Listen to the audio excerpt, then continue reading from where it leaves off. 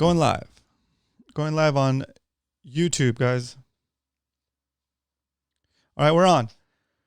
Welcome. If it's your first time watching the show, this is Fishy Hour with Roman. I am your host, and we have an hour every weekday to talk about fishing or anything related to being stuck at home and not being able to fish. So I'll put the number up on the screen for you guys to call in. We can talk about fishing. We can talk about how you're dealing with not being stuck at home and not being able to fish. You can ask questions about fishing or fishing gear or fishing kayaks or boats or whatever. If I don't know the answer to your question, I will pass it on to the community. People in the chat will either type something in that's helpful, or even better, they'll call in and give you some advice by calling into the show. So that's the premise of the show. It's just a cool way for us to hang out and build community. And it's a fun way for me to get to know you because if you guys watch my videos, you guys get to watch my videos and you guys feel like a connection with me, like you might know me, but I don't necessarily know you. So it's just a fun way for me to get to know you guys that have been watching my stuff. So I appreciate you guys calling in, and I appreciate you guys being here.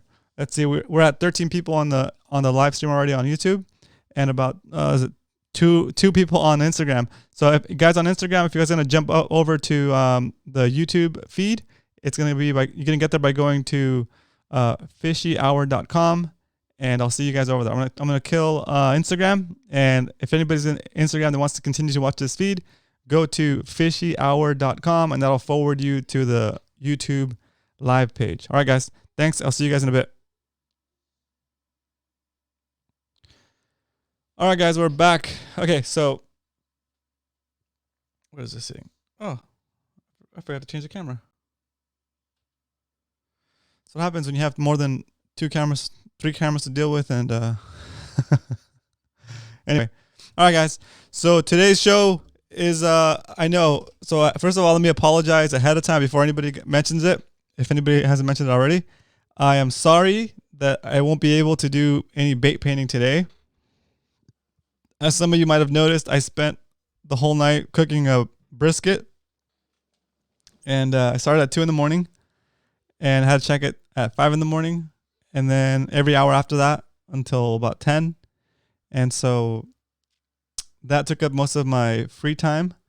And I didn't find all the pieces I needed to get the painting booth set up.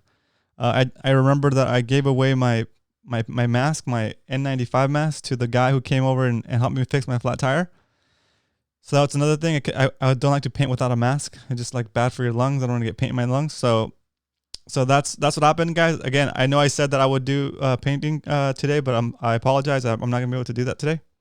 So let's just do a regular show, and then once I figure out what I can do, have more time over the weekend, I'll set up the booth way ahead of time, and then I'll be ready to do that next week. So it might not even have to be on Friday. Just whenever I have the booth set up, I can make that next day a painting day. So I apologize, guys. Cool. Let me go say what's up to everybody in the chat. Let's see. Oscar's in the house. What up, Oscar? Jet is back. Yes. Fishy Hour. That's right. Cave Dog. Woo. Okay. Let's see. One-handed angler. What up, Darren? Oscar. Let's see. Mark's in the house. Mark's in the house for sure. Jet asks, what's up, guys? What's up, everyone? From Leonard. Vince is in the house. Let's see. Down in SD. Happy Friday, y'all. Yep, for sure. Even though it seems like the whole week is a weekend, because sometimes I have to work on Saturdays too. So awesome. Above the Hook is back in here. Yes, Ryan, welcome. Let's see, B-baller fishing and B-baller riffing. Oh, nice. B-baller riffing and fishing. Back from some more Fishy Hour. Nice to be here. Perfect. Thanks. Welcome back. Zach is in here. Dog Dude Drone. Welcome back. Hola. Nice. Zach, you speak Spanish, or are you just trying to trick me? Asking.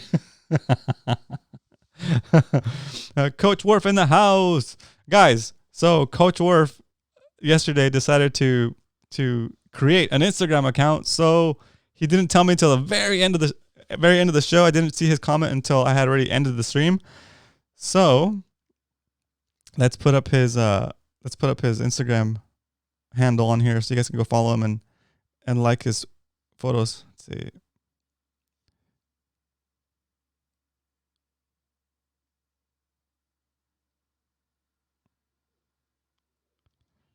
I'm trying to find his username. Coach, put your new Instagram username in the chat so we can follow you. There you go. Spotty Republic. There you go. Okay, his Instagram name is My Hubby the Fisherman. I'm gonna put it in the chats so you guys can go follow him on Instagram. Say what's up to Coach Worf. Coach Worf, the snake charmer. No, he's got really good fishing advice, and you guys enjoy his calls. So if you want to follow him on Instagram, that's his Instagram handle. Oh, here we go. Coach is calling in quick. Let's see. When hide this speaker. Coach Worf, can you hear me? I can hear you. Yeah, welcome. So I wanted to let you know before there's before there's any chaos. I did suspend my Instagram account today. Already? I need to find a way to balance the privacy thing with my family and everything. Oh, okay. No worries. That was fast. That was quick. I mean, I was getting a lot of love there for a while, and I was like, and then my wife posted some pictures of like kids and my face. I'm like, oh man. Okay. Cool. Yeah. No worries. So I really appreciate the support, guys. It was awesome. My first day on Instagram was kick ass. I will let you know if I resurrect an account that's not related to anything. That's so funny. Your whole Instagram career started last night and ended tonight. Yeah, it ended this afternoon. See, that's how awesome Coach is. He's done with Instagram, guys. That's so good. Well, I haven't had that was fun. I haven't had a Facebook in about 6 years, and I'm basically and essentially I have no social media of any kind. As you might, other than YouTube, if you count that. But. Yeah, that's fun. Well, I'm glad you're at least on here saying what's up to us. So there you go, guys. If you guys need your dose of Coach, you guys have to get him through here, or you can go catch him on Cast and Spear. So what's the deal? Tell me what. Tell me what the exactly, or SD Fish. Tell me what the deal is with Cast and Spear. Are you doing your segment now, or how's it working out? Or you're just doing random episodes? Oh, I don't know, dude. To be honest with you, that might be the only Coach's Corner that ever gets produced. If anybody wants to hear my well, sorry, Coach, your call dropped out. I think your phone's like, no Instagram, forget this. I'm out of here. Until Coach calls back, or if waiting for someone else to call back, we're gonna keep rolling on with the show. Finish with the what's ups and the hey there's for the beginning of the show. Let's see, where was I? Alex is in the house. What up, Alex? Mike's in the house. Mike Santana, welcome. Let's see, making sure I miss it. Arsic, what's up? Sorry I missed you yesterday. The shout out yesterday, but I got you at the very end. See, Fabian, what's up, Fabian? What up, players? Nice. Fabian, I don't think I've seen you in the chat before, so welcome to the show if it's your first time. Let's see. Captain Dan's back here. Yes, welcome, Captain Dan. Captain Dan's drinking a martinis tonight. Nice. I switched over to regular sodas because I want to maintain my mental capacity. Let's see. Go here. What up, Coach? Sorry you dropped off. Are you there? Yeah, no problem. I wasn't sure if it was on my end or yours, but anyways, I made a whole series of new videos for Cast and Spear channel. Cool. And I was going to try to do a Coach's Corner, but it is beyond my my current technological expertise level. No worries. To make that like a real reality where it would be viable. Yeah. Well, that's good. I mean, I might be able to do something, but yeah, that's fine. You already know it's going to be some outrageous nonsense. Yeah, that's fine. Well, no worries. We can still fish, and we can still call into this show or like make stuff down the road, and we can make it happen. Go through the editing and that kind of stuff. It's definitely a challenge to go through learning all the different steps and all the processes that it takes to put out content for sure. For sure. Yeah, and even just the time commitment. I got like 8. Even just the time commitment. Yeah, well, this is crazy. It's not like I have 5 kids at my house or anything, or yeah, it's not like you're trying to homeschool 5 kids or anything. Yeah. Yeah. full-time job that I'll be working at till I die. You know, nothing like that in my world, man. Nice. But nice. Yeah, I started like trying to look into it. I'm like, holy crap!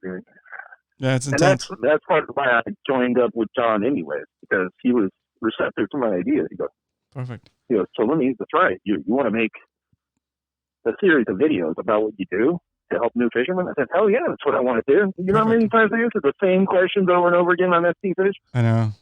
It's part of the. I have typed the same thing out dozens of times about how I tie rigs or what hooks I use or whatever. Yep. That's fun. Awesome. Awesome. Are you partaking tonight? What are you drinking tonight? I've got a classic in my hand right now. Awesome. My wife bought me one of my favorite beers for my birthday. Happy birthday to me. That's right. Happy birthday to Coach. Happy birthday to Coach, guys. blow up the chats. Happy birthday to Coach. When they sing happy birthday in your house, do they say happy birthday, dear Coach? You know what? They might as well. I got so many. It's so weird because the two aspects of my world. One group of people calls me Coach, and the other group of people calls me Killer. Oh, jeez. And it's really kind of an odd. I don't want to say contradiction, but I kind of like I'm in the middle. Nice. Like I'm part the Killer because at work when things need to die, they point. But I'm also kind of the Coach. I'm out here trying to encourage new anglers and get people out fishing. Yep. And, you know. Nice. There you go. You're getting some happy birthday love in the chat. There you go. Thank you very much. I will be with you all shortly. I don't want to mess up too much at the beginning of your show here, but it's all good. Occupy too more of your time. It's all good. So what we're gonna do is we'll hang up the call, and I'm gonna do the theme song so we can open our drinks, and then we'll be set, and then you feel free to call in after that. Okay? If you want to call in. All right. But anyways, since you were talking about my Instagram, I wanted to let you know that was a decision I made. I wasn't comfortable with the level, and I really do have some people out there who might not stop it much when it comes to me. So that's just weird. Okay, cool. Well, hey, we understand, and I thank you for trying. So perfect. And I appreciate all y'all's love on my Instagram page for the 20 whatever hours it was up. I really do appreciate it. You should do a post 20 hours of Instagram. Awesome. All right, thanks, Coach. We'll talk to you maybe later today or not on Monday. See you in the chats. Yeah, whenever. Okay, cool.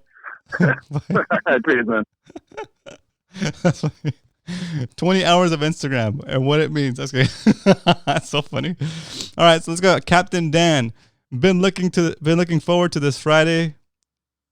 So now I can have a real drink to enjoy while tuning in. Awesome. Captain Dan, what do you have? A martini? Because it looks like a martini. That looks like a really nice drink right there. Cave Dog. Why the big pleading face? Cave Dog, what's up? SD Fish, yep.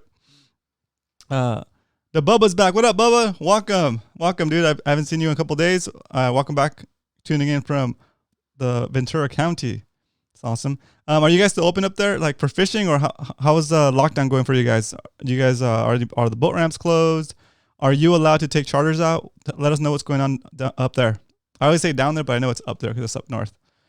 So let us know what's going on with that, Bubba. If you have a chance, if you want to call in, or you could just put it in the chats too. B-Self just changed my account name to B-Self72 from B-Ball Riffin' and Fishing, making it easier for you. Thank you. That's awesome. That's awesome. B-Self, thank you. That's great. I appreciate that. Roman was lit last night. Yeah, guys, I'm a total lightweight. I don't drink at all. So when I do drink, it's like one or two drinks, I'm buzzing. It's pretty funny.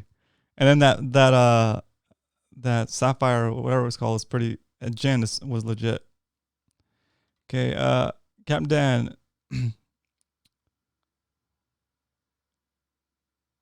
Known as what we call a cheap drunk. Yeah, nice. Perfect. Okay, guys. See Clint down here. Clint, what up, Roman? Clint from HB. Nice. Welcome, Clint. I'm glad you're here. All right, here we go. So there's Coach's. Thank you for everybody's birthday wishes. Happy birthday, Coach. Let's get this show rocking. Let's see. Boop, boop. Welcome, guys, to Fishy Hour. I hope you guys had a good day at work. It's Friday. It's should be a less stressful day. Hopefully, you have 2 days to recover if you don't work weekends. I'm actually surprisingly. I'm looking forward to this weekend.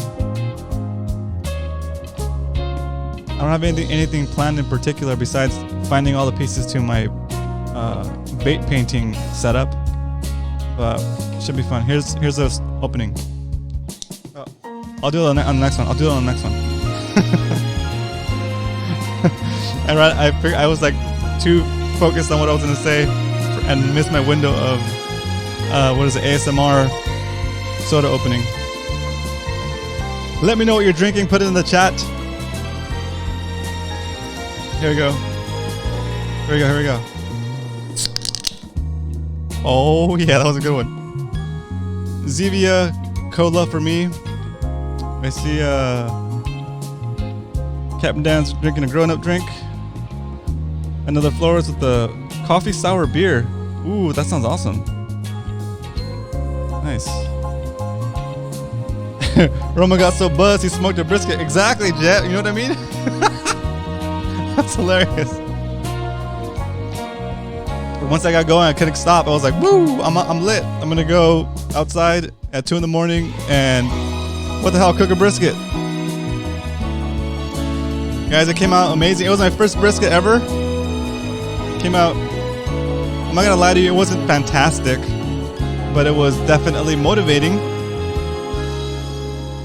So 2 a.m., freezing. Well, not freezing, just cold. 2 a.m., raining. I decided to go for it and make the brisket actually during the day because I had to go pick up the meat. I was going to go just buy another pork shoulder, but then I saw the brisket sitting there in the glass and it looked so beautiful, and it was already trimmed, and I was like, wow, it's so nice. And this butcher shop, it's called the Heart and Trotter. They butcher the whole animal at the shop, and or they get the whole chunks of animal at the shop, like the pigs, cows, and they might even do lamb.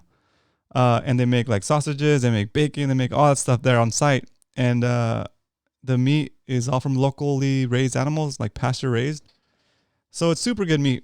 It's a little bit pricey, but I mean the quality is amazing. So when I saw that brisket in the glass, I was like, I want that. So I went ahead and bought that brisket along with the pork shoulder that I'll be doing in a couple of days.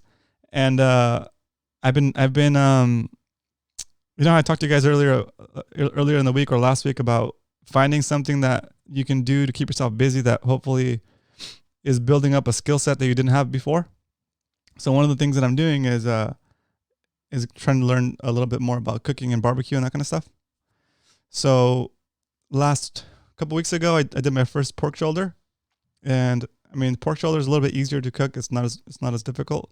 But still, it was a skill set I didn't have before. So that was my first pork shoulder, or pork butt. I was calling it a pig butt. And then last night, I was like, you know what? So the where I learned, so let me go back to what I was talking about. So the reason I did a pork shoulder was I learned how to do it on a, it's like a website called Masterclass. And I just kept getting advertisement for it. And I was like, oh, this is cool. And then like at the beginning of the year, they had a special offer where like if you bought a year's membership for $180, they would give you a second membership for free. So basically you're getting 2 memberships at $60 each, right? And so I was like, that's cool. So I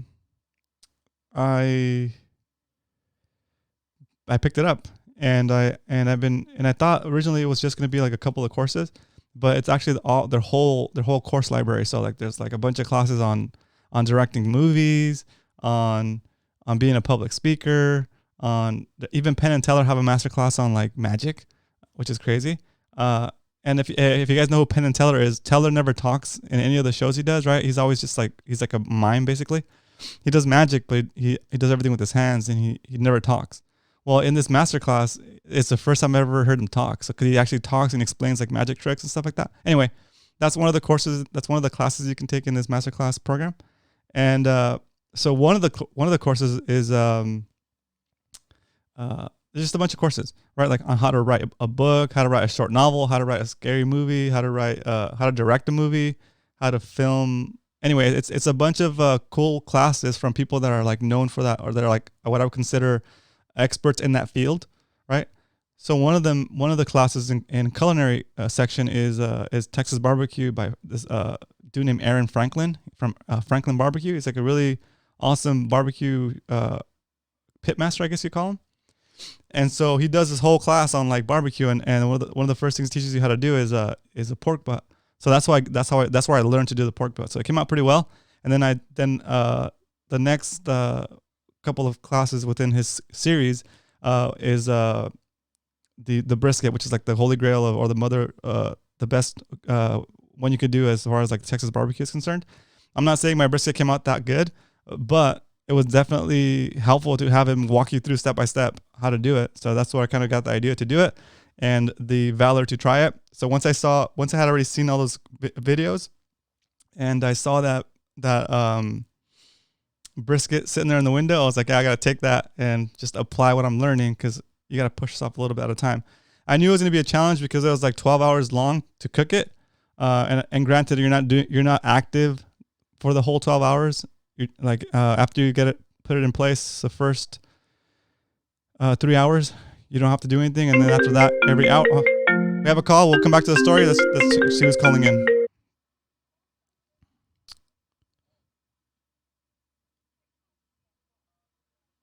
Okay, let's see. Spacing. Thank you for calling Fishy Hour. This is Roman. Hello, Roman. It's Mark from up in Cerritos. What up, Mark? Thank you for calling. Yeah, I wanted to tell the guys what I found out, and maybe they know this already, but in regards to what the city of Long Beach has to say in regards to the stay-at-home order and fishing. Perfect. I love it. Let's go. Let's do it. Okay, let me read this. It's from the, let's see. This order does not in any way prohibit fishing from the shore in accordance with the it's abbreviated, CONST. Article 1, Section 25, nor does it prohibit an individual from traversing the sand to enter the ocean to launch a boat, kayak, or float tube, and the like. So it's good news. And where is that, in Cerritos? No, that's in Long Beach. I live in Cerritos, but I'm about 20 minutes from Long Beach. Perfect. Up north there. I know most of you guys are in San Diego area, but yeah. Some of the guys wanted to know. Perfect. That's awesome. So, but is that still valid even though you're supposed to be at home? Yeah, it's part of the you can go to the City of Long Beach website. Cool. And look it up. There's 11 pages, but okay. This is in reference to fishing. So yeah, I mean, it's kind of a gray area regarding going out. Yeah. They don't want us to go out, but we have to anyway. And so, I mean, I printed out a copy of this. I'm gonna put it in my tackle bag with my fishing license. So if I get hassled, I can show this to whoever wants to go see it. Right. Cool. When was the last time you were out fishing? Last Sunday. Okay. And nobody. I caught one spotty off the shore. Oh, nice. Did anybody bother you? No. I mean, there's a sign down the way, that says stay off the beach, but people are in the harbor, and we're talking about, Alameda Bay up here. Yeah. People are in the bay, on there. I saw a couple of float tubers, some kayakers and stuff. So, I mean, obviously you have to be able to access the water, and according to this, it's legal to do so. Right. Yeah, I think it's going to be an issue with different rules that don't necessarily line up, right? Like that makes sense that you can traverse through the sand or whatever, but like they can probably come back and say, yeah, but you're not even supposed to be out. You know what I mean? So that's what once you're on the water, what do they? Once you're on the water, I don't know. That's true. Yeah, once you're out in the water, what can they do? Yeah. Unless maybe like the Coast Guard come bother you or something. I don't know. But then you're. I don't know. You will be by yourself at that point. Like, yeah, that's where like I would be concerned with being the example, the example they decide to set. You know, like give this, let's just give this guy a ticket and make an example out of him. I wouldn't want to be that example. Yeah, I hear you. Yeah. I hear you. But Yeah.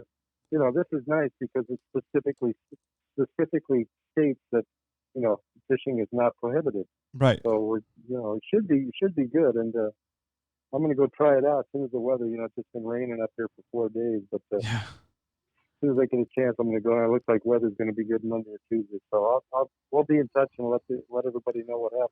Awesome. Perfect. Yeah. Let us know. Thanks for calling in, Mark. That's cool. Okay, keep up the good work. Thanks. Thanks, sir. Bye bye. Awesome. So that's a good update for Mark. Sorry, guys. I see some people getting themselves banned. Okay, so let's see.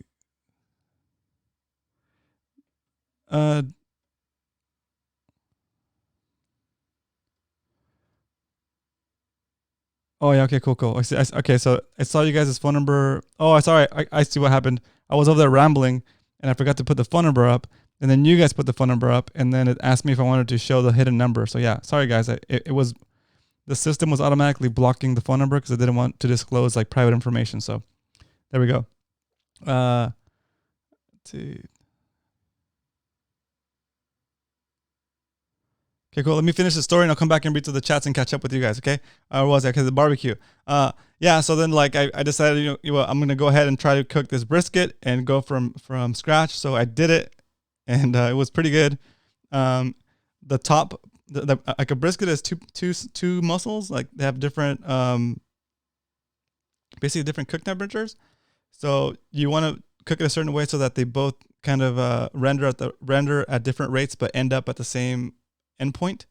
And I think I might have skewed it a little bit, where like the bottom piece of the brisket was like super tender and like almost like melting your hand, so like melt like butter. And the top was a little bit dry, but it wasn't too dry that you couldn't eat it. It was actually pretty decent. So there's some stuff I know that needs to like tweak. But yeah, it was a really good learning experience. And I did a Instagram story of the whole process throughout the day as I was doing it from 2 a.m. until we ate about 3. So that's over on Keto Galley on Instagram if you guys want to check that out. So there you go. I'll go back and read some of these comments. Again, the whole point of that story is to just relay that, like, if you're stuck at home and don't have anything else to do, find ways to better yourself. Even if it's, or maybe you got laid off because of this thing, right? Figure out what you can work on that's going to get you your next job. Okay, let's see. Ding, it's a lot of chats.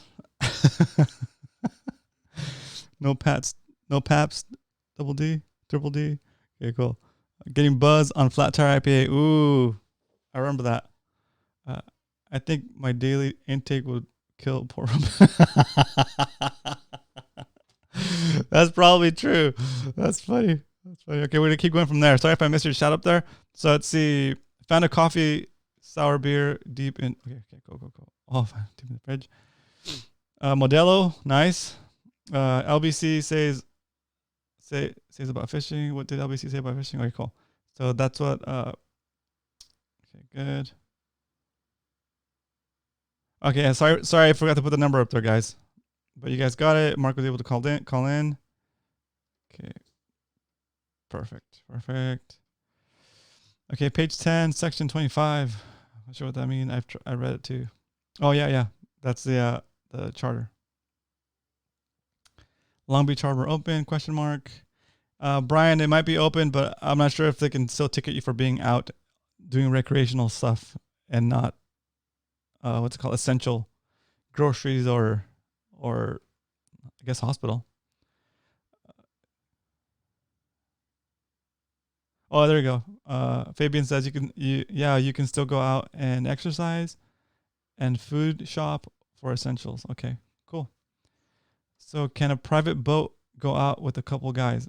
A private boat can go out with a couple of guys if everybody on the boat has a commercial fishing license and you are doing commercial fishing. That's the way I understood it. So And I think right now they're not issuing any new commercial fishing licenses if you're thinking of going to get one. But it's not bad. Even I think a commercial fishing license is like $200 or $250, and you can sell your fish to the markets. Alamitos has some big spotties. Captain Dan, for comparison, in Hawaii, fishing and spearfishing is considered an essential activity. Yeah, I think if you try to take spearfishing or fishing from the Hawaiians, they'd go crazy. They'd do riots. Like, it's really, really where a lot of people get protein. Okay, let's see. They can go full blast and wake you. All they can go for. Okay. I used to launch from Mother's Beach back in the day. Nice. Vince says he's had no problems in Redondo Beach and MDR. Cool. What up, fishing peeps? That's a Brackish Bass is back in the house. What's up, Brackish Bass? Welcome. More likes, people. Thanks, Coach. Thanks for reminding us to like. Did you use soda in the brisket? Fabian, I did not. It was super simple. I did for the cool down. You mean I sprayed it with apple cider vinegar, watered down a little bit with water, of course, and that was only just to keep it from burning, the outside from burning. But for the rub, I just put mustard on it. So I guess like a little sticky and tacky, and then I just did salt and pepper on the whole thing. Let's see. Happy birthday, Coach Killer. Thank you, Brian. Okay.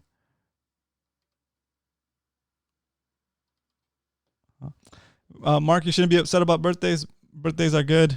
62 is a good age. 62 is a good age.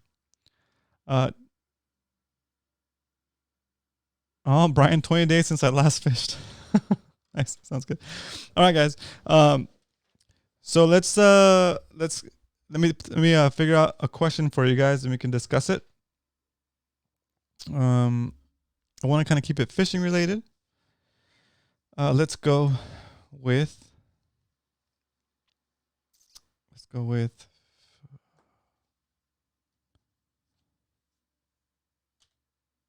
the phone number's up. Okay. Feel free to call in if you want to interrupt this shenanigans at any time. Question for you guys is going to be, so yesterday we talked a little bit about the Islander boat trip, and I was kind of half testing the water to see if you guys would be interested in doing a trip like that as a group. And I want to ask you, like, really, when we do get this travel ban lifted or whatever, and we're able to get back to fishing, would you guys be interested in doing a trip like that, like a mothership trip? And if so, put it in the comments. I want to do a little bit of a head count and see if that's something that I would consider doing. So let me know if you guys would be open to a mothership trip. I know it's you have to have a kayak that's not a Hobie Pro Angler, so that might be a limitation there. But if you have a backup kayak or a secondary kayak, let me know if you guys are interested in doing a trip like that.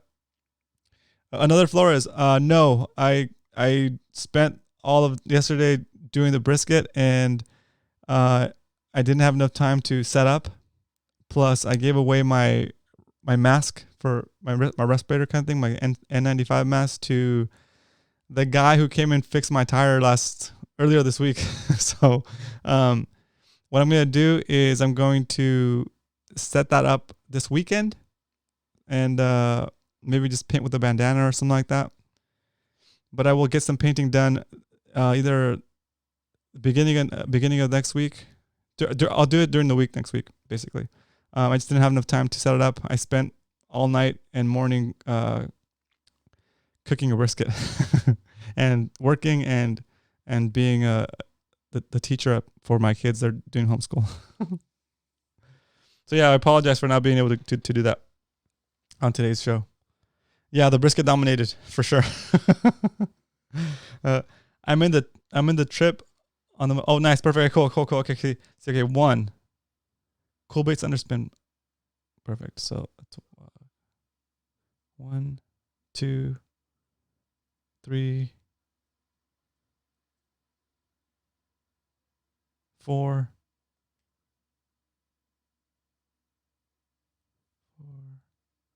Cool. So 4 so far. That's good.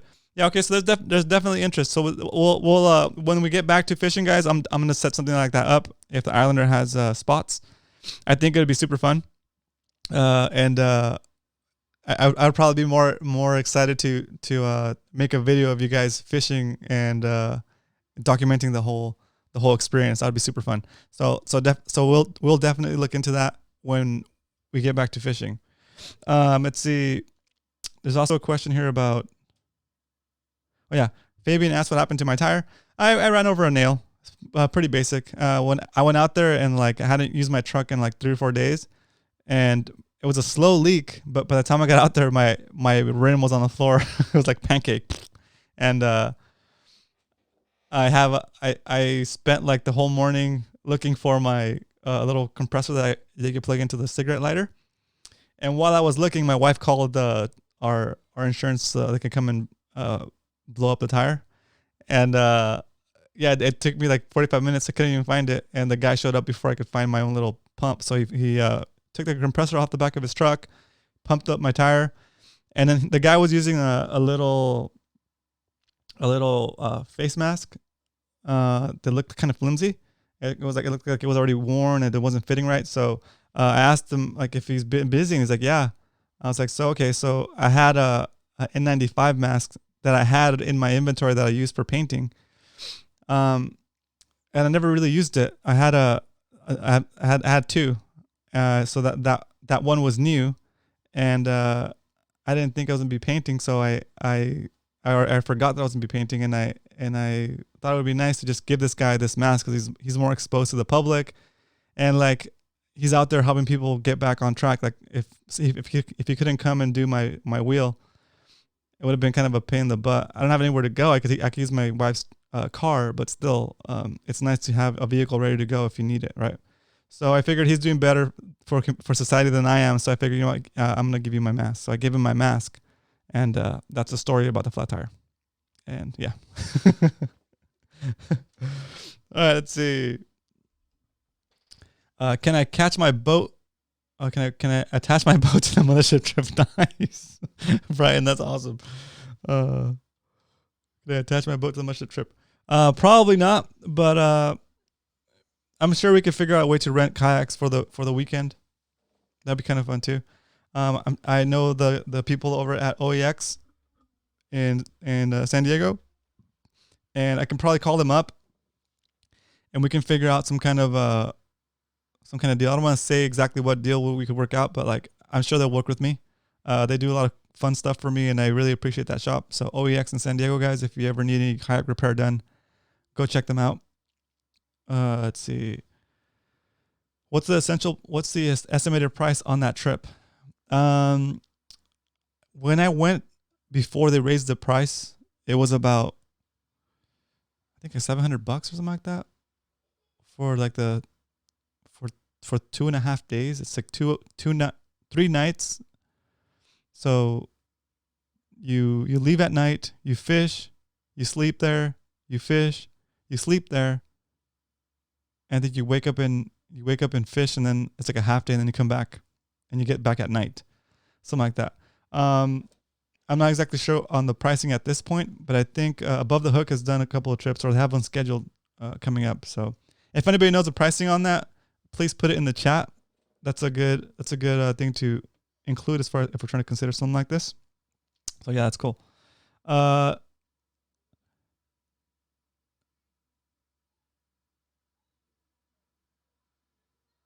perfect. Clint is in if it doesn't get postponed. Perfect. Okay. Yeah, dude, I think we can do this, guys. It would be a super fun event. Cool. Yeah. See, Jet asked if we could use a paddle. Coach says, "Yep." Oh, that's right. Jet. You don't need a full-on Hobie Cadillac with a pedal drive and 14 feet of kayak to fish the Hoya. You can do it with a regular paddle kayak. and it's fine. Remember when this whole kayak fishing industry got started before the Hobies were out, they were doing it on those ocean kayaks. Those what are they called? Yeah, I think they're just called ocean kayaks. Those big yellow ones. Yeah, so it's definitely doable with just a paddle. Let's see, Vince, Warbait's flagship 3/8 underspin paired with Kitech 3-inch swing impact, fat electric blue chartreuse is spotty candy. Nice, Vince. I appreciate you sharing that with us. That's great. Good information there for you guys looking for a new spotty lure to try. Vince recommends that. Awesome. Yes, you can take a paddle kayak. Awesome. Okay. Kid Argumus. What up, Kid Argumus? Welcome to the show. Roman, one of my favorite fishermen in San Diego. Thanks, dude. I appreciate that. That's so nice of you. Thank you so much. Welcome to the show. I'm glad you're here. Jump into the chats and have some fun. It's perfect. Mark, I'll try that. Perfect. Yeah, Vince, what's your budget? Okay, good. I see some good conversations happening here, guys. Asking about rods and recommendations. Perfect. Can you take a Hobie Outback? Yes, Leonard. A Hobie Outback is actually the ideal setup for the mothership trips with the Islander. It's big enough and it's still within their allowed kayak, so that's a good kayak to take out, the Outback. Jet, I have a clapped cobra fish and dive and plexiglass hatches. Okay, cool. Yeah, that'll work. That'll work for sure. The Ocean Kayak Scupper Pro was original. Yeah, that's right. There it is. Ocean Kayak Scupper Pro. That's what it was. I wanted to say Scupper, but I can't remember the Pro part. Yeah. Ocean Kayak Scupper Pro was original. Right? That's awesome. Okay. You guys are talking about Phoenix Rod M1. So, guys, I use an M1. I like that rod. The only reason I haven't used it lately is because I abuse my rods a little bit. I put them into the kayak's rod holders instead of like putting a rod cover on them and treating them nice. And so every time I slide it in there, it wears out the tip a little bit, and then eventually the front guide broke for me, so I need to get that fixed. Let's see, but the M1 is a really nice rod. I really enjoy that rod. Let's see. Ocean kayak stuff is tough. Yep, I agree. Duo relays. Is it Reals?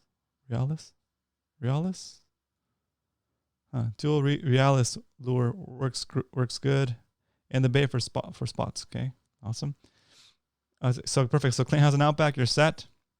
Ray, you're talking about the trip. Yes, Ray, we're talking about the trip. We're trying to figure out how much it costs per person, because we're gonna do one when this quarantine gets lifted. Guys, I might be making promises that I can't. Now I'm making promises that I can keep, guys. I'm just kidding. So I'm so motivated with this barbecue stuff that when this quarantine lifts, I want to do two things. I want to do this trip, the multi-day trip with the Islander, take our kayaks out, go have a blast. And then I also, maybe before that, I want to cook like a big pork shoulder or like a big brisket, maybe a pork shoulder, because it's only 8 hours as opposed to 12 hours. I want to cook a big pork shoulder and then have like a potluck, like basically have fishy hour in person at like a park or something like that once we can get back together. And I think it'd be the perfect way to end this show when the quarantine gets lifted, and that would be super, super fun. Of course, you can fish and stuff, but the primary purpose of that gathering would be for us just to hang out, because we would have been talking on chat and through this show for a while. So it'd be nice to like make the connections in person and then solidify the new friendships, fishing buddies. It'd be amazing. It's gonna be great. I'm already seeing that in the future. It's like super nice. Excuse me, guys. Let's see. I'm still old school using big hammers with no underspin, but I bought some spins. Oh, Mark, there you go. So yeah, from what I read, there's a guy that does awesome fishing videos, Informative Fisherman. He mostly talks about bass, like freshwater bass. Really good, really cool channel. I like the way he breaks things down. He made a video recently talking about when to use underspins and when to use just a regular jig head without an underspin. And it basically comes down to water clarity. Like the clearer the water, the clearer the water is, the more natural you want your bait to look. So you don't want to underspin. But when the water is dirty, you do want that underspin for a little bit of flash and for a little bit more vibration in the water. And if you think about it, most of our water is kind of murky anyway. So it's a rare day when the bays are super clear. So pretty much fish underspin most of the time. That's what I do. Both I fish mostly cool baits at this point, but I've fished the war baits underspin as well. So they both work. Let's see. The only difference between the two is like I think there's a difference in the swivel for the blade, and there's also a difference in where the tie is on the jig head. Like on the war baits one, it's like on the nose. So let's say this is a lure, the tie on the war baits one is like right here, right at the very nose, and it kind of like blends into the bottom of the lure, so it's less snaggy right there. And I think it gives it a different action because you're pulling it from the nose. And then the cool baits one is not right in the front; it's a little bit up, and sometimes you'll get some stuff stuck there. But I think it gives it a little slightly different swimming action because you're pulling it from a different part of the head, right? So anyway, I haven't done a side-by-side comparison as far as like how they swim, but I know there's that difference, and I think that plays a role in how it sinks and how it performs when you're retrieving it. So anyway, just I thought I'd mention that. But yeah, both cool baits. Sorry, both nice baits. Even though one is called cool baits, they are both cool baits. Ray says cool baits greater than war baits. Yeah, see, I think a lot of that stuff is like a matter of preference and how comfortable you are with fishing those baits. I feel comfortable fishing cool baits. I've been fishing them for a while now, and I would recommend those baits. They're nice. Let's see, they're they're expensive, right? But I mean, I guess so is everything else. Okay, I really like the cool baits weedless underspin. Okay. Oh yeah, that's right. The new one. So yeah, the new weedless underspin is a really good option too. It's basically like a jig head, but with the worm with the wide gap offset worm hook. So when you thread your bait, the back of it kind of ends up looking like a Texas rig weedless setup. So it's a really nice idea too. Let's see. Hookup baits are money as well. Okay, so Vince, I don't fish hookup baits for personal reasons, and we're not going to talk about this here on the show, but and to each his own. Okay. Let's see. One-handed angler. War baits for the win. Nice. We have like a red team, blue team going on now. John. Oh, John, welcome, dude. I haven't said hi to you yet. Welcome to the show. The world needs you. Nice. Okay, let's see. Another Flores. All my cool baits rusted out way before my war baits. Nice. Well, that's another thing to consider. Did you treat them the same way? That's a good question. I haven't done a test like that, and I think you know what that'd be kind of like a fun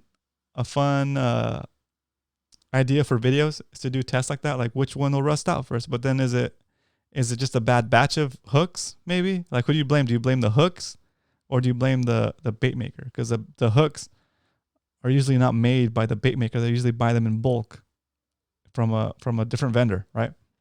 So anyway, that's another thing to consider. Adam's Fishing Channel. What's up, Adam? Welcome back. Glad you're here. Hello, everyone. Nice. Mark Gates. I mostly use 1/4 ounce to light. For me, Mark, I rarely use 1/4 ounce. I usually have a 3/8 to a 1/2 ounce tied on.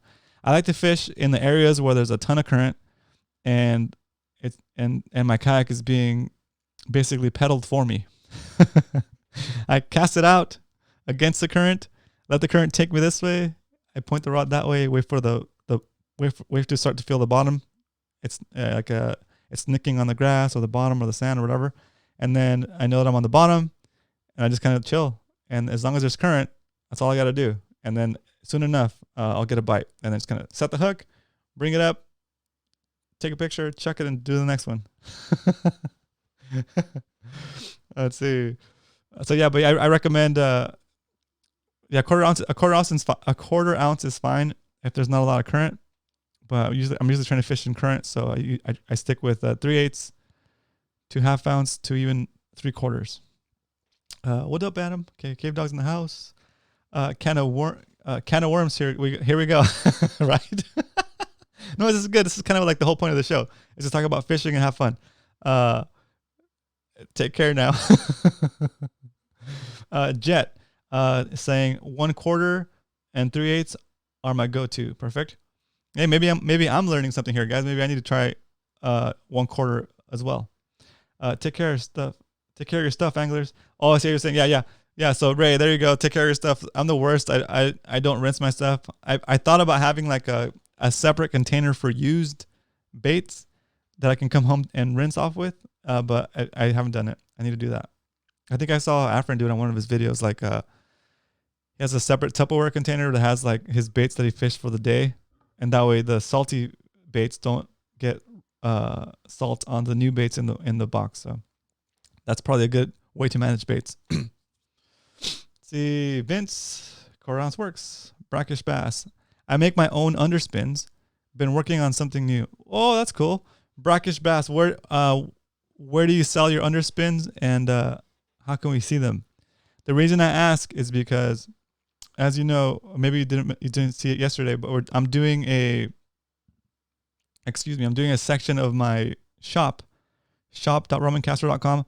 I'm doing a section of it that I'm calling Black Label Lures. And it's basically a place to give people like you that make custom baits an opportunity to sell their baits on my site. I'm not trying to like take a cut from your bait sales. It's just a way to give you more exposure. And if your baits are cool and they work, I want to get those out to people that are also fishing the same kind of fishing that I like to do. So if you're interested, let me know. You can hit me up on Instagram at Roman Castro, and we'll talk about that. But especially if you're making underspins, because that's a cool. It'd be cool to find a different option for that. Okay, another for Laura is treated both the same and kept in the same box. Okay, it was actually the swivel and clips that rusted. Okay, cool. That's great information. Another Flores. Hook, blade, and body is okay. Gonna replace the broken hardware. Okay, perfect. Nice, perfect. Cool. That's good information. Okay, Mark. Yeah, I'd rather catch 12 small fish than one big one. I like action. Oh, perfect. Yeah, that's another good question. Like, I think I switch between the two. Like, there's times where I just want to catch volume, and I don't care what size they are, and I'll fish a Ned rig, and it's like 1/5 of an ounce. And even then, even on the Ned rig, sometimes I'll catch some nice fish, some big ones. But yeah, then there's times where I just want to catch a big one, and I don't want to catch a little one. I just want to catch a big one. I'll fish like a big swim bait. But it varies. I like to drift a gulp shrimp in the boat moorings. This is Adam. That's a good approach. Another Flores to raw. A raw has been a raw. How I can trust it without abusing it. Oh, here we go. At Ray, how can I trust it without abusing it? Nice. I keep seeing that Ray as a raw for some reason. Okay. Yeah. So yeah, Ray's just cracking up. That's funny. Okay. This is Brian. Cool Baits just released a new 1/4 ounce model. Works great in Mission Bay. What do you mean a new 1/4 ounce model? They didn't have a 1/4 ounce before, or it's a new color, a new shape. What's going on with that? Can you give us a little bit more info on that? That'd be cool. Ray Benedict. True. Perfect. Okay. Soft plastics question mark. I'll message you, Roman, about the baits. Perfect. Thanks, Adam. Yeah, exactly. Adams, I know you're working on some baits too. We talked about it before on Instagram, so that's the type of stuff I'm talking about. Okay. Leonard, I try to wipe my reels with salt. Yep. That's a good point. You wipe off your reels. Hey, what's up? Aaron's in the house. What up, everybody? Sandra, hey Sandra. I don't think I caught you earlier. Welcome to the show. Sandra, yes, new 1/4 ounce. Haven't tried them yet. Have you? I haven't tried it yet either. Sandra, what's your go-to lure? Sandra, what's your go-to lure right now? Let us know. And if you don't want to share it, that's fine too. Ray, yeah, the new 1/4 ounce is gonna be perfect for the A-rigs. Huh. Okay. So is that are you guys talking about the 1/4 ounce from Cool Baits? If you are, is it still an underspin? Let me know. So everybody's saying what's up to Aaron. Cool. They only made 1/8 before. Oh, okay, cool. Okay, see, that's what I mean. I never fished 1/4 ounce, so I'm always doing like the 3/8 and up. So okay, that's cool. I'll have to check that out. I'll pick some up and try next time I'll pick some up so I have them ready for next time I'm out. Okay, Aaron's in the house.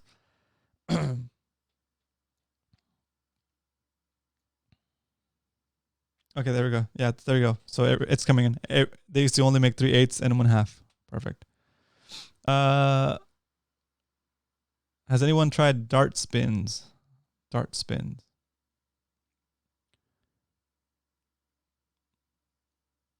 Yep. 1/4 ounce underspin. Okay, cool.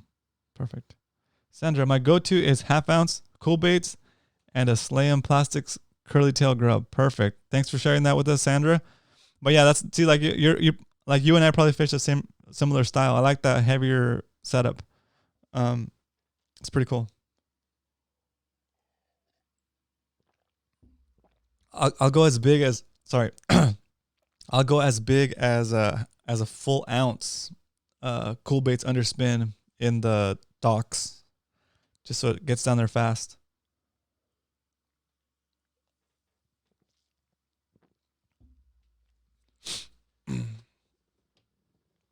Okay, so I have a question for you guys. It's kind of a question / book recommendation. If you haven't heard about this book, you need to go find a copy and read it and check it out.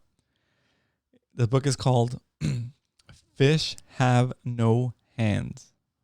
Okay, how to catch I think it's how to catch 200 spotties or something like that, or I can't forget the title. It's a really long title, but the beginning of the title is Fish Have No Hands: How to Catch Hundreds of Spotted Bay Bass Fish in One Day. It's written by a fellow named Mike Gardner, I think, and it is an awesome book.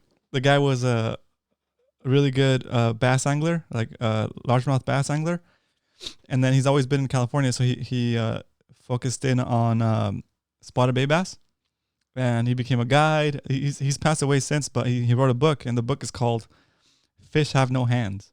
And the whole concept of that title is that a fish doesn't have hands to pick up a lure and see if it's food. So he picks it up with his mouth, right? And therefore fish have no hands, so they pick stuff up with their mouth to taste it. And that little subtle bite of them picking it up with their mouth, like slurping it up, is the key to being able to get more fish. Because if you can figure out how to feel that little subtle bite, you'll start being more effective at catching fish. So really great book. It's called Fish Have No Hands. If you look it up maybe on Amazon, it should come up. It's a very unusual title. But if you haven't read it, make sure you do. It's a really good book, and it's got a ton of great information. So Fish Have No Hands. Okay. There we go. I see another florist has read it. See, a great book. I think I saw Aaron say he read it too. Yeah, it's a really good book. It's gonna give you guys some good stuff. And like I have a copy, and every once in a while I go back and reread it, because when you first read it, it doesn't seem like it's just too much information. It's too much good information, and it doesn't all sink in. Well, especially for me, it just didn't all sink in because I didn't have anything to relate it to. But now that I fished spotties a bunch, and I have a better understanding of how they behave and how they feel when they bite and how you catch them and all that stuff, I can go back to the book and reread it, and then I'm catching all like the little nuances that I wasn't catching before. So it's a really good book to have, and just kind of like reread it as you get better at fishing, and then you'll get more from it the more you know. So but it still works for you if you're brand new to fishing. So that's a really good book. So that's kind of a tip of the day. tip of the day for you guys. All right, let's keep going. Man, guys, it's already 8. This is getting too easy.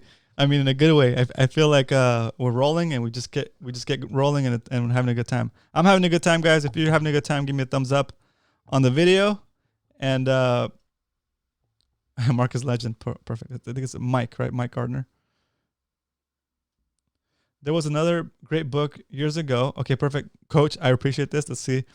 Between 2 and 20 Fathoms by Mark Wish.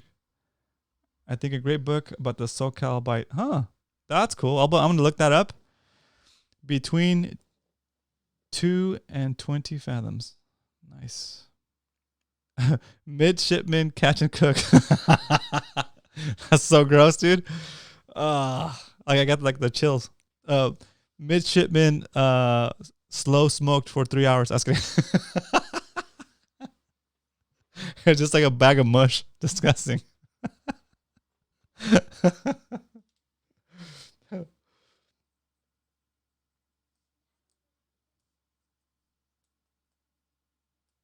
So I had to write the name of that book down, Coach. I'm gonna try to get that book tonight. Between 2 and 20 Fathoms.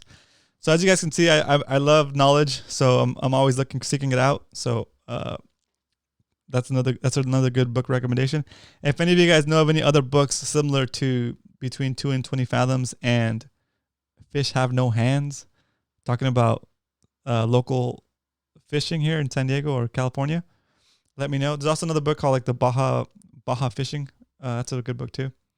I bet they end up tasting good, right? It's true. It all depends on the seasoning, right? They look like, if I remember correctly, I don't think they have scales, right? So it's more like a catfish. Midshipmen are scary. Yeah, they're so creepy. The creepiest thing is like I guess they hum or they make like a sound as far like their mating call. So if you're diving around and you look under a rock, you can see it down there and it's probably like humming or something. That's creepy. Okay, midshipmen aren't bad. The leopard and angels love them. Crazy.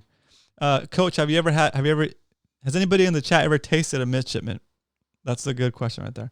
I may have a copy if I can find it. You can have it. Oh, nice, dude. Thanks, Captain Dan. That's cool. Captain Dan might have a copy of Between 2 and 20 Fathoms. That would be sweet. Let's see. Like catfish. Yeah. So yeah, that's the closest thing that I could relate it to. Like, I guess it is kind of like a snakehead family, right? Is that what that is? Because snakeheads are so creepy. Ugh. Ray's like, I'll smoke a slug. That's awesome. They sing the Navy song. Nice. Cave Dog, that's hilarious. The midshipmen sing the U.S. Navy anthem. That is hilarious. Brian, what's the last fish you caught? I'm gonna say probably that red, one of those red rockfish from the session at. Oh no.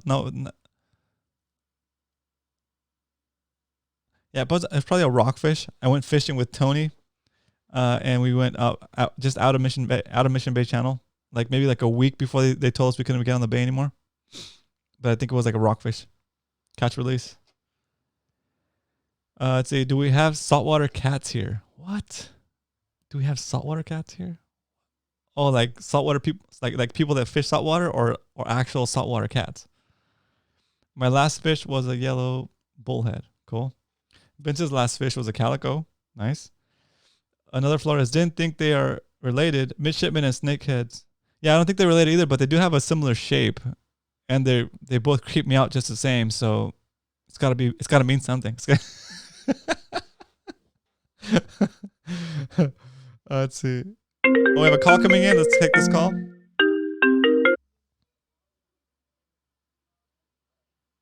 Hello, welcome to the show. Hey, can you hear me? What's up? What's up? Who's this? This is Brackish Bass. Awesome. Welcome to the show. How you doing? Hey, doing good. Yeah, we don't have no saltwater cats around here unless you put one in the ocean. Right? I did use a mackerel for live bait one time at Otay. That was interesting. Oh, what? Did you catch anything on it? Oh heck no! I had a bunch of guys though. It was funny though. So I used to work for a boat dealership, right? Perfect. It was my day off. It was on a Wednesday, right? And so what I did in the morning is I took my boat out and I was catching sandy, stuff like that. And then I remembered, I'm like, oh man, I forgot to flush my boat. And I'm like, you know what?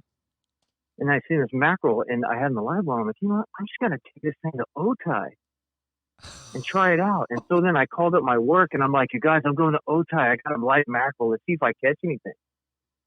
And the guys are like, what? No way. And I'm like, yeah, I'll call you when I get to the lake. So everybody's like, so they wait for me to get to the lake. And I'm sitting there like, I get to the lake. I get on the water, I launch, whatever, and then I go across the Bushlow Cove, and then I tell I call them back to my guys, okay guys, I've got the mackerels out, dude, I'm fishing, and this thing is booking. I'm not a live bait guy, but this thing was cooking. Like I'd never seen a swim bait swim like this thing, you know what I mean? So all of a sudden I hear one of the guys goes, mackerel deployed, and everybody's like sitting there listening. Well, I didn't catch anything on it, but I will say that you would think a bass would have been all over that, especially one that looked about, probably about a 5-pounder comes out of the tulies and chasing it. Oh. But as soon as it seen it, it pulled off, and I'm like, what the hell? Oh, weird. Sorry, what the heck? Yeah. You would think they would just crush it. It's like maybe he's like thinking, hey, you don't belong here, buddy. That's weird. Yeah. Yeah, like maybe the action attracted it, and then like once it saw it bailed. That's weird. Yeah, but I don't know if anybody can ever say that they've used a live mackerel in freshwater before. Right. Nice. Well, there you go. I want to know, like, okay, so what I've been getting into is land-based fishing, right? But for the bigger fish. Okay. The bigger fish, like guys, everybody goes land-based fishing off the jetty, stuff like that. Well, I go off the jetty. Yep. But I want to know, the guys in the chat or whatever, is anybody out there doing what I'm doing, fishing for these bigger pelagic fish from the shore? That sounds like a tough call. Bass, that sounds like a sea difficult. Bass, halibut, yellowtail. Yeah. Because if you think about it, right? So you watch all these guys in New Zealand. I mean, there's guys catching in Japan. There's guys catching these yellowtail off flats. Yeah. You watch a bunch of dive videos, right? Bunch of dive videos, guys out there diving. I'm sure you may have even seen them. These guys are in 15 foot of water. Yeah. Catalina Island. All of a sudden, you see yellowtail blast through the screen. Yeah. So I mean, it's definitely it's definitely doable. Like you would see that. I guess the trick would be to have a big enough rod that you can cast far enough. But it's definitely doable, I think. Well, what I did is I went out and I just recently got was it's the silver Shimano, it's the 6,000. Like a spinning reel? Oh God, what is it? Like a spinning reel, spinning reel. Yeah, I'm using the spinning reel for it spinning. Yeah, it's perfect. Yeah, because that way you can cast a little bit further. And then I got an 8-foot rod, and this thing just handles it. But what I've been catching lately is just a halibut. It's a little early, but that's so good for the mother ones. I think that's so good. I mean, catching a halibut. Like, are you fishing mostly in the surf? Surf, rocks.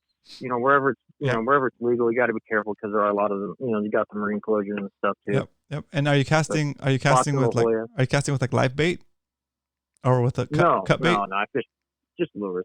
No, dude, that's lures. Super fun. So I'm throwing. I'm throwing jerk baits, plastic, metal, Yeah, like with spoons. Like cold snipers. Perfect. That to me that sounds like a really fun way to fish. Because is your rod like a 2-piece or is that 1 piece? No, it's a 1-piece. It's cool. It's a disclaimer. I'm with the company, but it's Perfect. a Phoenix 806 L. Cool. It's the Black Diamond series. Perfect. So handles it like a champ. Yeah, to me that's the kind of fishing I want to try, because I do enjoy fishing on the kayak, of course, and I do enjoy jumping on friends' boats, but I do not enjoy the cleanup, even though the cleanup is not so hard anymore with the kayak. But it'd be fun to just get in your car, drive to a spot, fish, throw all your stuff back in your truck, and then get home and you're done. Rinse your gear off, and it's not as bad as like loading up the kayak or hitching up a boat. Definitely Well, fun. you really don't hear anybody about in San Diego doing it, and the resource is there. Yeah. It's out there. Yeah. I had a friend of mine. He caught back when you can fish the Boca Rios in Imperial Beach. He caught a 60-pound white sea bass off the beach. That'd be so awesome. That's a fun. You know, yeah, that'd be so fun. It's out now. Granted, that's rare for that area. Well, not anymore. Well, now that you can't really fish it anymore. But back in the day when the kelp started growing up out there, yeah, I think it's those fish would come in. Yeah, I think it's also a matter of like what areas could you get to from shore that are deep enough. Yeah. That are deep enough at this point, right? Because like, even in La Jolla, that's kind of, unless you're fishing right off the rocks. We got Sunset Cliffs, La Jolla, the jetties. Yeah, the jetties also help. But you still have to be mindful of the MLTA. Exactly. Yeah. Make sure you know where the closures start and end. Yeah, exactly. Really it's like important. Most of like that whole Point Loma area, that's like pretty much closed off. And that would be something. No, not all of it. No, not like all over Loma. by like by like the lighthouse and stuff. Oh yeah. You can't do that. Yeah. No, that's MLTA. Yeah. But then otherwise, it's just something that people think about. Yeah. There's a whole different style of fishing that you don't really hear about. You hear guys throwing cut bait. Yeah. Stuff like that, but you don't hear about guys going for those pelagic. Okay, so you mentioned that you might be with Phoenix rods. Well, yeah, I help them at the shows. Okay, perfect. I'm like, all right, cool. all knowledgeable and stuff, but no worries. Yeah. So I appreciate you making that disclaimer. But now that I have you on, is that the rod that you recommend for that? Is that the rod that you recommend for that type of fishing? Absolutely, I do. Just because it's something that you can, it's rated from 8 to 25 pound. I mean, right there. Look at this. Look at that spread. Yeah. 8 to 25 pound test. And so what I'm throwing on mine, it's the 6,000 Shimano, but it's 30 pound braid.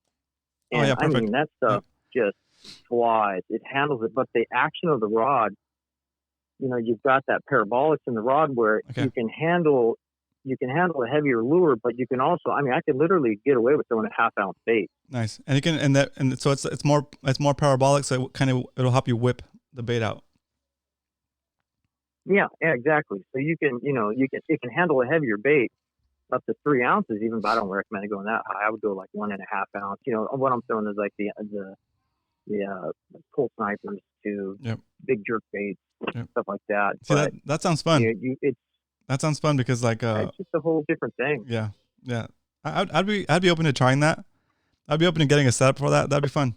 All right, cool. Cool. I appreciate you calling in and making this show better. Every time somebody calls in, they have a different perspective on fishing. I appreciate it. This is great. It gives us another. I'll call in. I'll call in. Yeah. I'll bug you every now and then. Awesome. All right. Long time listener. 3 days. Right. Yes. You've been listening since the middle of for half as long as the show's been up. Oh man, middle of this week. Yeah. Right. No, but I'm enjoying it though. I've been having fun to chat. So. Awesome, cool. Is it okay? Can I get your name, or you want to stick with a brackish bass? Yeah. Name's Adam. Oh, perfect. Well, Adam, nice to meet you. I appreciate you calling in and being a positive member of the chat. Nice, Adam. Thanks, Adam. Alrighty. Everybody be safe out there. See you out there. Bye-bye. Bye. That was fun. See guys, for me, that's a highlight of the show. Meeting you guys and actually getting to hear your voice and getting to know your names because I don't get to have that. You guys get to see my face and hear my dumb voice ramble on, but I do like to meet you guys. So that was fun. Thank you for calling in, Adam. That was super cool. All right, let's see. I'm going to finish off these chats, guys, and then we're going to close the show out because it's already 8:15 and we've been having too much fun. Let's see. There we go. Drone fishing. Yes. Oh no, drop your bait off a drone. Yep. That's a classic move nowadays. Okay, here we go. The chat is awesome. You guys are killing it. I see 29 people still on. Thanks, guys. Make sure you hit that thumbs up button. Today, I'm going to ask you to really hit that thumbs up button, guys. It's going to make the show move on. And actually, where am I? So I'm like 15 subscribers away from getting 4,000 subscribers, guys. That's a big milestone for me. So it's super exciting. Do me a favor today or tomorrow morning. Share my channel with somebody that you think might enjoy my content, either this show or just my fishing content in general. I hope you are enjoying the show and that you're taking something of value from this, as far as like knowledge or even just being entertained. So if I'm entertaining you, I can probably entertain your friend, and they're going to appreciate that you let them know I exist. So here we go. Last couple of shout outs before we close this baby out. Okay, I see people sitting here. I see Vince, another Flores, Ray still in here. Cave Dog, what up? Let's see. Questions. Drop your bait off a drone. Yes, Alex, that sounds like an awesome video to make, and I am open to doing that. I'm open to doing a drone drop off, and that'd be fun. Maybe you can mix that from shore. Maybe like a shore drone drop off bait. That'd be awesome. That'd be awesome. I have to figure out how to get it to either like pop off when you want it to, or add some kind of functionality that drops the bait off when you need it to get dropped off. Is our local coastline set up for this kind of pelagic fishing? Another Flores, that was my kind of like my question. And I think there's areas where you can do it still. There's areas where you can figure out how to do that. So I would say yes. Basically, you just have to find areas that are not MPAs and that maybe drop off into deep water pretty quickly. But then again, you never know where there'll be a breezer. And of course, you could always fish from shore in the surf and catch some decent halibut too. So halibut are always nice to catch. I used to fish King Harbor in the 80s. Bonito Heaven, nice. Let's see, fishing channel. Adam's Fishing Channel. Will do, Roman. Perfect. Thank you. I've always wondered if you can fish off that wall at Children's Pool. Oh, that's a great question. I don't know, but I don't see why not. Maybe they restrict as far as like casting overhead, but I don't know. Maybe Coach Worf knows. Coach, do you know if you can fish off the Children's Pool wall? Here we go. Coach is calling in.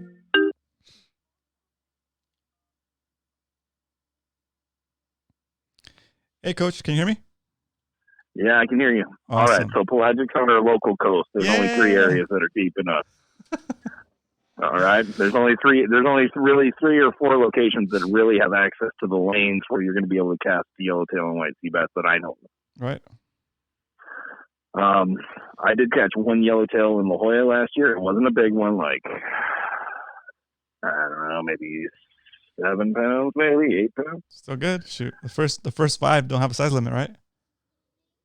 Yeah, well, it was over 22-inch fork, but it wasn't some 25-pound monster. Nor could I have landed a 25-pound monster on what I hooked it on. Hang on a second, Coach. Let me talk to this kid real quick.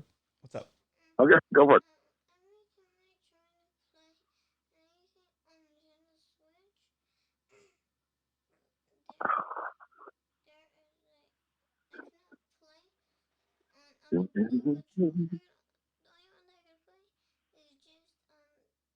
Okay, I'll come out and fix it for you in a little bit, okay? Okay, I'll come out and fix it for you in 5 minutes, okay? Okay, guys, sorry about that. My kids are trying to figure out the Nintendo Switch, and they need help with that. So, okay, there we go. So let's go ahead and finish off the sites where we might be able to fish for pelagics from shore. There's 2 areas in La Jolla. I don't want to get too specific. Yeah, don't do that. There's one kind of off the central part of Sunset Cliffs, and you might be able in North County, and I'm talking San Diego here, not up north, because up north there's some sections with really deep water close to shore. Yep. But I don't know enough about it, and I don't want to aggravate anybody that might be trying to work on it right now. Yeah. I have enough haters out there. But okay, so there's a spot I fish in La Jolla that the spot of it I fish requires a 79-yard cast, according to Google Earth. Oh, nice. Oh, there you go. That's another thing people could do too. Yeah. That's true. So according to Google Earth, just to reach the spot, I have to cast 79 yards. If I'm 3 yards short, I won't get bit there. And that's actually where I lost a nice white sea bass last year. I mean, not like a big one or anything. Again, maybe 10 pounds or something. Yeah, it's fine. It's still. I got them all the way up to shore, and the wave swept around the corner of the rock, and my line parted, and that was it. Oh man, that's like. I got to see him though. I got to see him, and the water was super clear, and I had like a bright light behind me. There's a giveaway too for one of those spots. Nice. But in order to reach basically any of the major reef areas in La Jolla, whether you're talking about boomers or horseshoe, turtles, wind and sea, that one big reef off of North Beach, in order to reach any of those, you're talking about casting 100 yards. Wow. So most anglers don't really know how far 100 yards is. They're like, I'm casting 90 yards, and you watch them cast, and they're casting 55. and that extra 40, 50 yards is a big deal. Yeah, like you're getting more potential. Yeah, you're in the sand. There. Yep. Yeah. So I would say the max I've ever seen casted with like an 8-foot rod might be 100 yards. So I mean, if you're like a top grade technical caster, you might be able to get a 100-yard cast out of an 8-foot rod. I can't start hitting 100 yards until I'm in the 12-foot range, or probably 11 feet. 11-foot rod range. Yeah. Okay. So I physically, with my physique, I can't work up enough torque and load to cast 100 yards with a 10-foot rod. I just can't. I can get close. I can get 90. I can get 94. And these are Google Earth measured distances. Yeah, that makes sense. But most people don't understand how far they're actually casting. So they need to go down to like a football field and cast and see how far they're actually going. Yeah, that's true. That's true. But the guys that really catch yellowtail, like that guy that works North Jetty at night during summer. Yeah. And I've seen him walk off of there with like 3 or 4 yellows tied to his belt. That's awesome. I've never seen him catch a big one. I'm not saying he hasn't. He probably has. Yeah. But that guy uses an Alvey reel on a 16-foot rod, and he casts at least 180 to maybe 200 yards with an Alvey. Yeah. Which is a distance casting reel. That's what they're made to do. Yeah. That's crazy. See, I love how everything's so specialized. Yeah. When you're talking about casting any more than 75 yards, you're talking about more specialized equipment in my mind. Yeah. So, I mean, but even still, that 8-foot setup with that spinning reel, like what is it called? I think he's talking about the Shimano. I do not like Shimanos for what I do. They do not survive long enough to be useful to me. Nice. They don't. So that's a good. That's still a good setup to fish the surf, though, right? Well, yeah. I mean, you can fish the surf, but you're not going to really reach that zone where the pelagics push bait in very often. Yeah. Now, mind you, I have seen yellows like in the surf a few times in La Jolla. But it's more rare. But those are exceptions. Yeah. Like, I mean, you might go down there 100 days and see it once. Yeah. And that, I mean, where it would be an easy cast for your average fishing guy. Yep. The distance casting game is a whole different gig. And remember, if you're talking about fishing the troughs between the reefs, you're looking at least 100-yard cast in most places. Yeah. That's crazy. That's cool. Well, so in my mind, you're looking at 12-foot and longer rods, first off. Yep. Secondly, you're looking at a composite rod because they cast farther, usually. So it has usually it's a fiberglass core with carbon on the outside, so it will bend into the butt. Right. Typically, you see modified pendulum off the ground and not Boston style cast. What's the one called? I can't remember. But it's specialized casting. It's specialized gear. It's really long rods, and it's really hard on your body. Like, you want lures that work very slow. So stuff like a sinking Salt Pro minnow or something might be a choice because they kind of have a tight wiggle when you reel them slow. Right. Because you don't want to be casting that rod 500 times a night. You do not. Or maybe that's just the old man in me talking. That's funny. That's so good. Of course, there's distance casters out there that can cast more than 1,000 feet. The record is 1,092 or something. That's a record cast? So, yeah, I think the world record cast was like 1,092. And then one guy that was cheating quote unquote cheating. He got like 1140 or something. Jeez. So, I mean, I'm not saying that you couldn't use lures to target, giant calicos, because guys do. Yeah. I'm not saying you couldn't use lures to target yellowtail. I'm just saying that it's not going to typically be in the cards. Right, but still, in like, terms yeah, go ahead. A viable long-term thing that you're going to be able to do over and over again over long periods, like years of your life or whatever. Right. Unless you're like one of these super athletic guys, like that guy that's 16 foot. I watched him, and he can almost hit the buoy that used to be off of North Jetty. That's awesome. And that thing is far. It's got to be at least 200, maybe 220. You would land right next to it. Wow. That's cool. So nice. Well, that's good. I appreciate you calling back and sharing the perspective on that. It's perfect. All right, we're at 8:30. I need to close this baby out. Yep. You better do it, man. Do you have any? Take care, Roman. Do you have anything else you want to share before we close this sucker out? No, I did see Jonathan Caston's beard ducked in for a few though. That was nice. Oh, nice. To see him. Nice. What up, John? But yeah, it was. But yeah, and if he's really inclined, have him join SD Fish and have him come and talk to me, and I can try to steer him to what I've seen other people use at work. Are you talking about brackish bass, Adam? Yeah, brackish bass and guy. Cool. Yeah. Cool. Okay. Cool. Check out SD Fish, yeah, guys. I can point him in the right direction. He really, if he's going to go that way, he needs a reel with a mag, and he's got to be like a 12-foot rod. Right. I have an idea. So that you can hit that magic 130, 150, 160 yard cast that'll put you on the outside corner of these reefs. Nice. For your best shot. I mean, I'm not saying they don't come into the surf, because they do. And I did see one taken off of the children's pool wall. But most of these areas, that's a blinder, a once in years, isn't it? From what I can tell. Yeah, exactly. So to brackish bass, Adam, I put I'm going to put a link in here on the chat. RomanCastro.com/SD Fish is going to take you to the SD Fish page to sign up. I'm gonna get credit for signing him up. Awesome. If you guys aren't on SD Fish yet, it's a cool forum to check out and talk about fishing. If you get bored between shows. And you will not be able to avoid me there if you're over there. It's impossible. Yeah, Coach Worf is like on it. I think he secretly owns it. If not, they should make him part. Mr. Outlet. If not, they should make him part owner. Oh my. Anyway, I'll let you get back to it, Roman. But awesome. Yeah, I just wanted to make sure that I chimed in there while I had something to contribute. Perfect. I appreciate that. Thank you so much for calling back in, Coach. Again, I'm always stoked to hear from you. Thank you. All right, peace, Roman. Bye.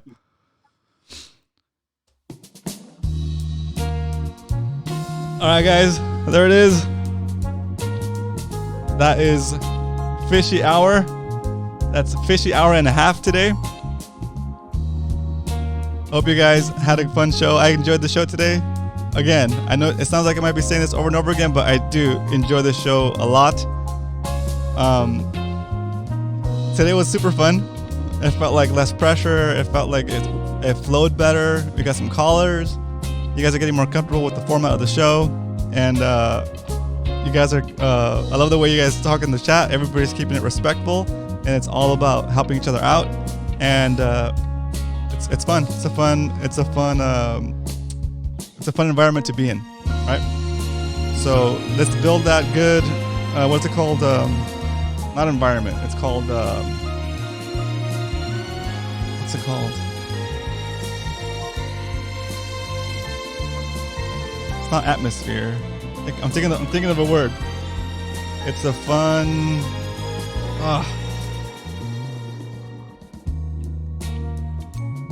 It's a fun environment to be in.